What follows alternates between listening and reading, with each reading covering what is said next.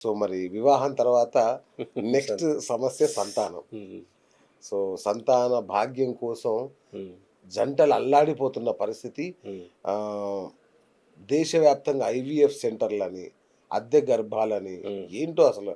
అసలు హ్మ్. సంతానం అంటేనే భయపడే పరిస్థితి తీసుకొచ్చారు. అదే. అసలేం జరుగుతోంది? హుహు.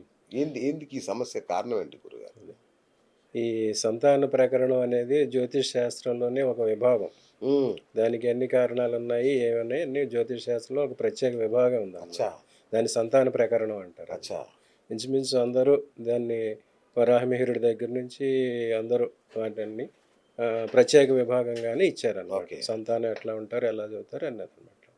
సో, అసలు ఇంతకుముందు మనం చేసిన ఈ పెళ్లి గురించి చెప్పాం. అవును. The very purpose of the marriage is to generate the progeny. నిజం.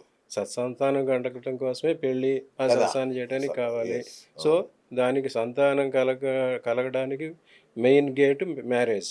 యెస్. అది ఓపెన్ అయి ఉంటే మిగతాయి కంటిన్యూ అవుతాయి. సో, పెళ్లి విషయంలో మనం చెప్పిన కొన్ని చెప్పాం. ఏ రకటి ఆటంకాలు వస్తాయి, ఎటువంటి అవరోధాలు, కారణాలు చెప్పాం. మీరు చెప్పిన వీడియోలు ఆహ్, పెళ్ళికొడుకు, పెళ్లి కూతుర్లు వాళ్ళ తల్లిదండ్రులకు చూపిస్తున్నారంట. షేర్ చేస్తున్నారు. అమ్మ చూడండి, నాన్న చూడండి ఇగో పెళ్ళంటే ఇలా చేసుకోవాలి అని. అంత శాస్త్రబద్ధంగా చేసుకుంటే ఉత్తమ సంతానం ఎందుకు రాదు గురుగారు? అదే. అటువంటియన్నీ కొన్ని కొన్ని కారణాల వల్ల తప్పించుకోబట్టి ఇట్లా హ్మ్. అయినాయన్నమాట. ఓకే. ఓకే. సో, సంతానం కలగడానికి అనేది దీనిలో 2 విషయాలుంటాయి గురుగారు. సంతానానికి. గురుగారు. జీవుడు, దేవుడు. ఓకే. జీవుడనేది మన శరీరం అన్నమాట. ఓకే. దేవుడనేది ఆత్మ. ప్రతి మనిషిలోనూ దేహాన్నిచ్చేవాళ్ళు తల్లిదండ్రులు. ఓకే.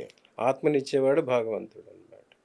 ఈ ఈ 2 ప్రక్రియల్లో ఎవరి అనుగ్రహం మనకు లేకపోయినా సంతాన యోగం అనేది జరగదన్నమాట. ఓకే. ఓకే. దేహాన్నిచ్చేవాళ్ళు తల్లి, తండ్రి. అవును. ఆత్మనిచ్చేవాడు దేవుడు. భగవంతుడు. అవును. మనం దైవ దోషం చేసినా, మన తల్లిదండ్రుల పట్ల దోషాలు చేసినా, వారు సంతాన యోగ్యానికి అనుకూలులు కారు. ఓకే. ఓకే. వారికి ఆ అనుగ్రహం ఉండదన్నమాట. రైట్. సో, గురుగారు ఇటువంటి ప్లీజ్. ఎందుకు జరుగుతున్నాయి? ఎలా జరుగుతున్నాయి? అనేది ఈ జ్యోతిష మార్గంలో రకరకాల విధానాలున్నాయి. హ్మ్. అవి చెప్దాం.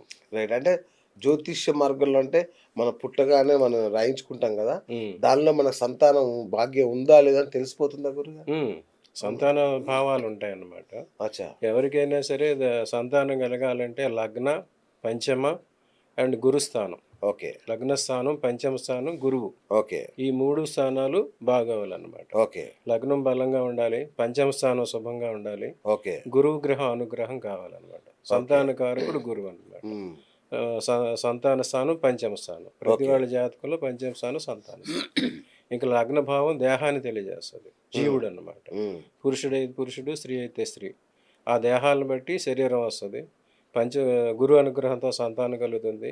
వాళ్ళు ఎటువంటి సంతానం అనేది డిసైడ్ చేసి ఆత్మ ప్రవేశపెట్టేవాడు భగవంతుడు. ఓకే. సో, 1, 5, 9 ఈ 3 స్థానాలు శుభంగా ఉంటే గురుగ్రహం అనుగ్రహం ఉంటే వారికి సంతానం మంచి సంతానం కలుగుతుంది. ఓకే. ఇందులో ఏ లోపం ఉన్నా ఆ రకమైన అవరోధాలు, ఓకే. ఆటంకాలు వస్తా ఉంటాయి. ఓకే. అసలు ఈ 3 చెడిపోయినాయి అంటే అనపత్య యోగం అంటారు. వారికి సంతానమే ఉండదు. ఓహ్! అది మెయిన్ కారణం. రైట్. మరి కొందరికి గురుగారు సంతానం పుట్టి వెంటనే చనిపోతుంటారు. ఈ దానికి కారణం ఏంటి గురుగారు? సంతానం చూడాలంటే దీని ఎక్కడి నుంచి అంటే మనిషి దేహం సంతరించుకున్న తర్వాత ప్యూబర్టీ వస్తుంది. ఆ అవును. దేహాలు ముందు మెయిన్ కారణం. ఆ దేహం ప్యూబర్టీ వచ్చినప్పటి నుంచి ఈ సంతాన విషయంలో జరగాల్సిన ప్రక్రియలన్నీ దేహంలో జరుగుతా ఉంటాయన్నమాట. ఓకే. స్త్రీలకు రజస్వల అయినప్పుడు, అవును. పురుషులకి నూనూగు మీసాలు నూతన యవ్వనుడు అంటారు. అవును. 16, 14 నుంచి 17 సంవత్సరాల మధ్యలో వారికి స్త్రీకి, పురుషుడికి ఆ సంబంధిత అవయవాలు పెరగటం, అవును. జనరేట్ అవ్వడం హ్మ్. జరుగుతుంటాయి. హ్మ్. మగవాళ్ళకైతే యాండ్రోజెన్స్, అవును. ఆడవాళ్ళకైతే ఈస్ట్రోజన్. రైట్. ఈ 2 స్త్రీ పురుష కణాలకి యాండ్రోజన్, స్త్రీ ఎగ్‌కి ఏమో ఈస్ట్రోజన్ కారణం అన్నమాట. కరెక్ట్. అప్పుడు అవి వస్తాయన్నమాట. అప్పుడు మగవాడికి మాస్క్యులైనిటీ మగాడు అన్నది నిరూపించేది ఏంటంటే అది మీసం. అవును. ఆడవారికి మగవాడికి మీసకట్టు, ఆడవారికి చనుకట్టు. హ్మ్. ఈ 2 సెకండరీ సెక్సువల్ సింప్టమ్స్ అన్నమాట. హ్మ్. అవి వచ్చిన దగ్గర నుంచి వీడికి నేను పురుషుడినని, మగవాడినని వీడికి తెలుస్తది. అవును. అవును. నేను స్త్రీనని వాళ్ళకి తెలుస్తది. అవును. సో, అందుకోసం స్త్రీ స్వభావం, వారి చనుకట్టు, వారి దేహ స్వభావాన్ని బట్టి తెలుస్తది. పురుషుడికి మీస కట్టుతాలో తెలుస్తుంది. ఉమ్, సో ఈ రెండే చూస్తారు మెయిన్. అవును. ఎవరైనా టీనేజ్ వచ్చేసరికి ఆకర్షణ జరిగేప్పుడు వీళ్ళలో మీసాన్ని వాళ్ళలో అవును. చూస్తూ ఉంటారు. అవును. ఆ రెండిటి మీదే ఉంటుంది అనమాట. సో అవన్నీ డెవలప్ అయిన బాగా ఉన్నాయంటే వారు దేహం పరిపుష్టిగా సిద్ధంగా ఉన్నది అవును. అని అర్థం అన్నమాట. వాటిలో ఏమైనా లోపాలు ఉన్నాయంటే వారికి దానికి సంబంధించిన లోపాలు వస్తాయన్నమాట. అవును. దేహజాత లోపాలు, దైవజాత లోపాలు. ముందు దేహజాత లోపాలు తెలుసుకుంటే తర్వాత దైవ లోపాలు ఏంటని తెలుసుకోవచ్చు. ఓకే. ఓకే. దేహజాత లోపాలు పురుషుల్లో వచ్చేసరికి శుక్రకణాల ఉత్పత్తి కావాలి. ఓకే. శుక్రకణాల ఉత్పత్తికి శుక్రుడు వీర్యానికి కారకుడు. ఆ వీర్యం సరిగా ఉండదా, అది చెడిపోతుంది అనేది 3 గ్రహాలు కారకులు అవుతాయి. ఓకే. కుజుడు, బుధుడు, శని, వీళ్ళు ముగ్గురు కారకులు అవుతారన్నమాట. వృశ్చిక లగ్నం కానీ వృశ్చిక రాశి కానీ ఉమ్, వారికి 6, 7, 8 స్థానాలు 12 స్థానాలు అయినప్పుడు అక్కడ ఈ కుజుడు, ఈ బుధుడు, శని ప్రభావం చెడుగా ఉన్నప్పుడు పురుషుల్లో వీర్యకణాలు ఉత్పత్తి కాకపోవటం, ఉత్పత్తి అయినా సరిపడా స్పెర్మ్ కౌంట్ అంటారు, అది ఉండకపోవటం, స్పెర్మ్ కౌంట్ ఉన్న మూమెంట్ ఉండకపోవటం, ఇటువంటి లోపాలు వస్తాయి. ఓకే. అట్లాగే స్త్రీలలో ఎగ్ ఫామ్ కాకపోవటం, ఇర్రెగ్యులర్ పీరియడ్స్ అవటం, డిశ్చార్జ్ ఎక్కువ అవటం, ఇటువంటివి జరుగుతాయి అన్నమాట. శుక్రుడు, శని, బుధుడు వీటి ముగ్గురు కారణం. బుధుడైతే వంధ్యత్వానికి కారకుడు అన్నమాట. ఓకే. ఎవరికైనా సంతాన లోపాలు, దేహజాత లోపాలు ఉన్నాయంటే దానికి బుధుడు కారకుడు. ఓకే. బుధుడు అనుగ్రహం ఉంటే వారికి పూర్ణత్వం వస్తుంది, బుధుడు అనుగ్రహం లేకపోతే వంచస్తం వస్తుంది. ఓకే. అట్లాగే కొంత వయసు దాకా అమ్మాయిలాగా అబ్బాయిలాగా ఉండి అవును. తర్వాత సడన్గా వేరే సెక్స్కి వెళ్ళిపోతూ ఉంటారు, అవును. రిట్రోగ్రెసివ్ అయిపోతూ ఉంటారు. అవును. సడన్గా ఒక పురుషుడు నేను స్త్రీనని భావించుకుంటూ స్త్రీలాగా మేకప్ అవటం చేస్తుంటాడు. ఉమ్, అలాగే ఒక స్త్రీ పురుషుడిలాగా ప్రవర్తించడం జరుగుతుంది. అవును. దానికి కారకుడు బుధుడు అన్నమాట. బుధ గ్రహ దోషాలు ఉన్నప్పుడు అటువంటివి జరుగుతాయి. ఓకే. సో ఈ దేహజాత లోపాలు వారి జాతకాల ప్రకారం ఎలా ఉన్నాయంటే తెలుసుకుని ఉమ్, వాటికి తగిన కారణాలు తెలుసుకుని పరిహారాలు చేసుకుంటే ఆ దేహజాత లోపాలు తొలుగుతాయి. రైట్. ఇంకా దైవజాత లోపాలు అన్నమాట. ఆ. దైవుడు అనుగ్రహం ఉంటుంది. సంతానం కలగకపోవడానికి, సంతాన లోపానికి 9 రకాల కారణాలు ఉన్నాయన్నమాట. ఓకే.